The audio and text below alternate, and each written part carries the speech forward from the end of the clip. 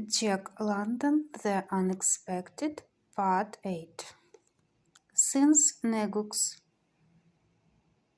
inopportune visit, the Indians had avoided the cabin.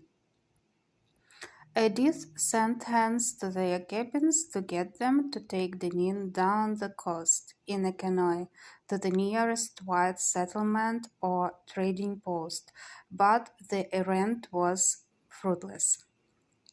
Then Edith went herself and interviewed Neguk. He was headman of their little village, keenly aware of his responsibility, and he elucidated his policy thoroughly in few words. "It is white man's trouble," he said, "not Siwash trouble. My people help you, then will it be Siwash trouble too. When white man's trouble and Siwash trouble come together and make a trouble, it is a great trouble, beyond understanding and without end. Trouble no good. My people do no wrong. What for they help you and have trouble." So Edith Nelson went back to the terrible cabin with its endless alternating 4-hour watches. Sometimes, when it was her turn, and she sat by the prisoner, the loaded shotgun in her lap, her eyes would close and she would doze. Always she arose with a start, snatching up the gun and swiftly looking at him. These were distinct nervous shocks, and their effect was not good on her. Such was her fear of the man, that even though she were wide awake, if she moved under the bedclothes, she could not repress the start and the quick reach for the gun. She was preparing herself for a nervous breakdown, and she knew it. First came a fluttering of the eyeballs, so that she was compelled to close her eyes for relief. A little later, the eyelids were afflicted by a nervous twitching that she could not control.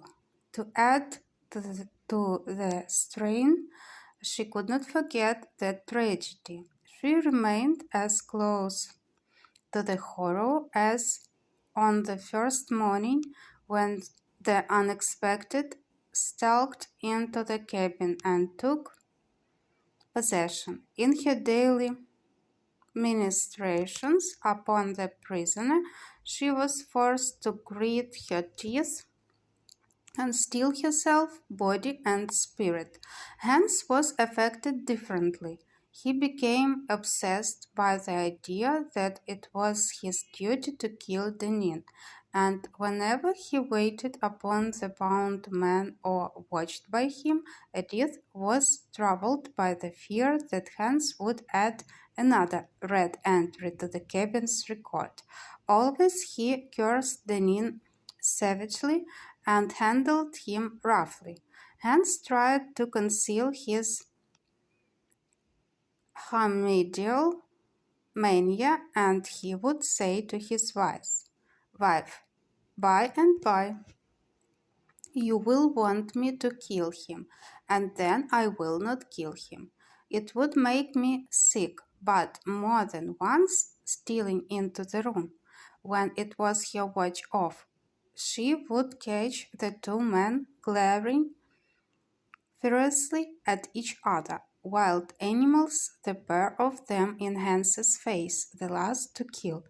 In Deneen's, the fierceness and savagery of the cornered rat. "Hans," she would cry, "wake up!"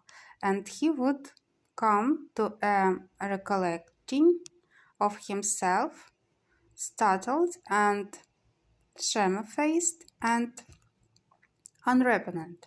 So Hans became another factor in the problem the unexpected had given Edith Nelson to solve. At first, it had been merely a question of right conduct in dealing with Deneen, and right conduct, as she conceived it, lay in keeping him a prisoner until he could be turned over for a trial before a proper tribunal. But now entered hands, and she saw that his sanity and his salvation were involved. Nor was she alone in discovering that her own strength and endurance had become part of the problem. She was breaking down under the strain. Her left arm had developed involuntary jerkings and twitchings. She spilled her food from her spoon and could place no reliance in her afflicted arm. She judged it to be a form of St. Vitus's dance, and she feared the extent to which its ravages might go. What if she broke down, and the vision she had of the possible future, when the cabin might contain only the knees and hands, was an added